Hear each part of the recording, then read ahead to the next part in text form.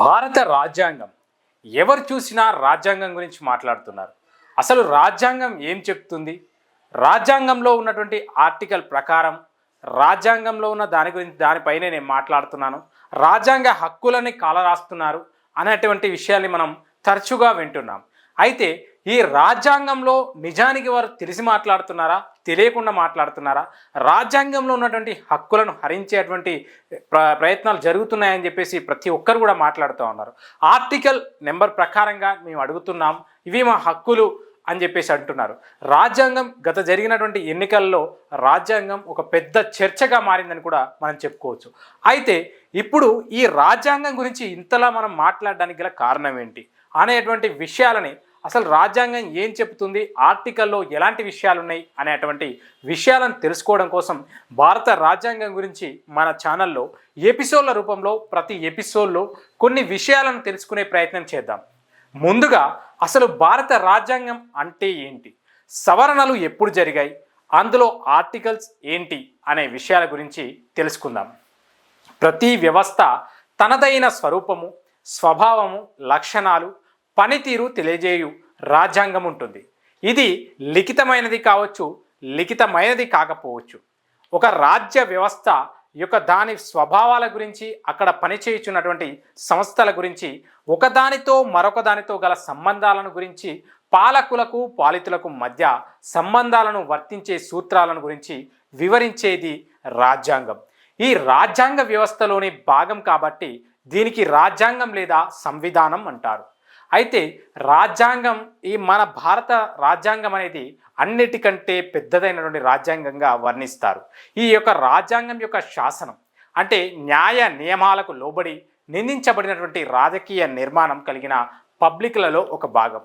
ఇందులో రాజ్యం ఏర్పాటు, అధికారాలు, చట్ట నిర్మాణ సభకున్న విశేషాధికారాలకు దేశ అధ్యక్షునిగా అనగా రాష్ట్రపతి కర్తవ్యం.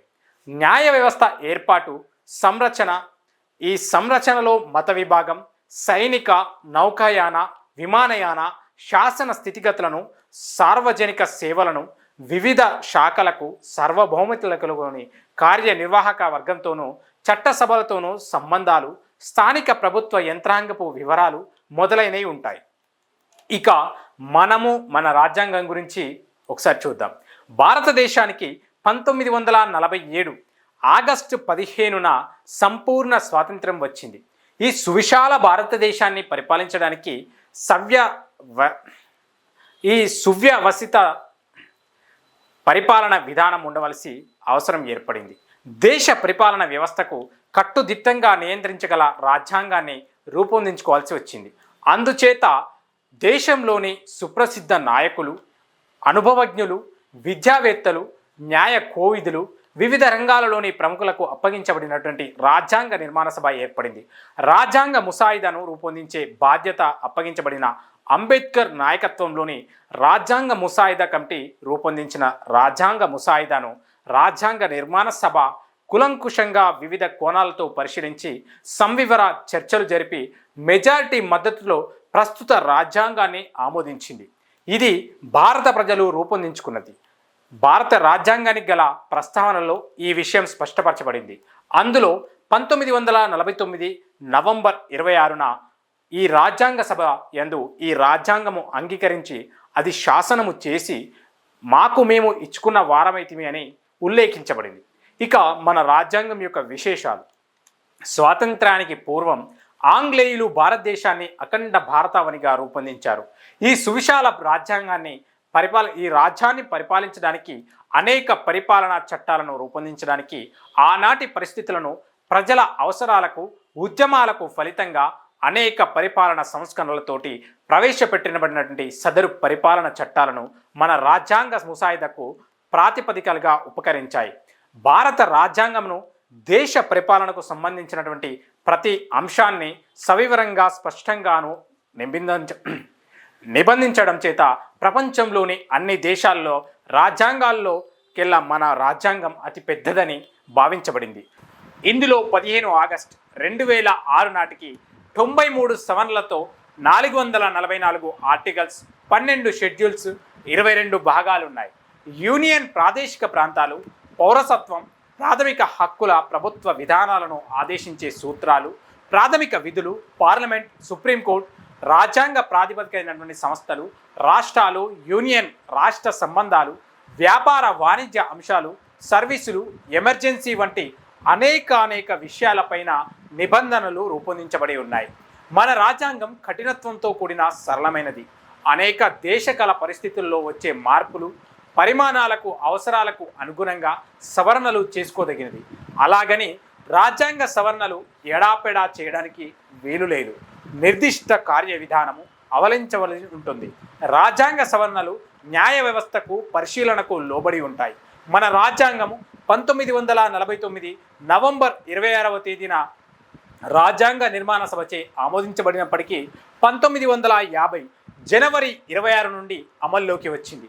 అప్పటి నుండి 15వ తేదీన ఆగస్టు 2006 తేదీకి 94 రాజ్యాంగ సవరణలు జరిగాయి.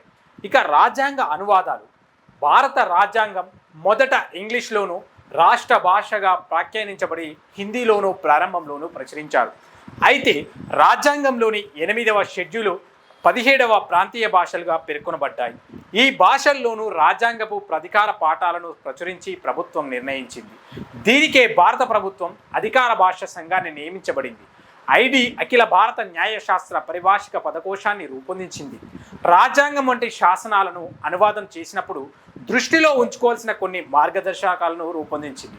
చట్టాలు అనువాద బాధ్యత అప్పగించబడిన ప్రభుత్వ అధికార వర్గం నిర్దిష్ట పదాన్ని నిర్దిష్ట అర్థం మాత్రమే వాడుకోవాలని, సాధ్యమైనంత వరకు అఖిల భారత పదకోశంలోని పదాలకు గల సమానార్థకాలముచే వినియోగించుకోవాలని, రాజ్య అధికార సాధ్యమైన మేరకే అఖిల భారత పదకోశంలో గల ఏ పదాన్ని కానీ ఆ పదకోశంలో ఇచ్చినటువంటి అర్థానికి భిన్నమైన అర్థములో వాడరాదని, అఖిల భారత పదకోశంలోని ఏ పదమైనా ప్రాంతీయ భాషలో తక్షణమే విలీనం చేసుకోవటం సాధ్యమని భావించినట్లయితే అనువాద పాఠంలో ఆ పదానికి తమ ప్రాంతీయ భాషలో గల పదాన్ని వాడి అఖిల భారత పదాన్ని బ్రాకెట్లలో సూచించవచ్చును.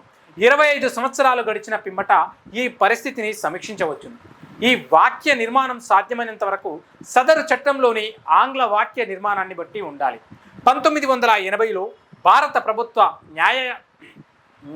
న్యాయపాలన మరియు కంపెనీ వ్యవహారాల శాఖ భారత రాజ్యాంగాన్ని భారత సంవిధానం అనే పేరుతో తెలుగులో 1978లో ప్రచురించింది. ఈ తెలుగు పాఠము రాష్ట్రపతి ప్రాధికారం కింద ప్రాధికృత పాఠంలోని చట్టము 1973లో క్రింద అంటే ఈ అనువాదము భారత రాజ్యాంగ చట్టమునకు ప్రాధికృత తెలుగు ప్రాంతమని ప్రకటించడం జరిగింది. అందుచేత శాసన వ్యవహారములలోనూ పాఠములలో ప్రామాణిక పాఠములలో స్వీకరించబడుతుంది.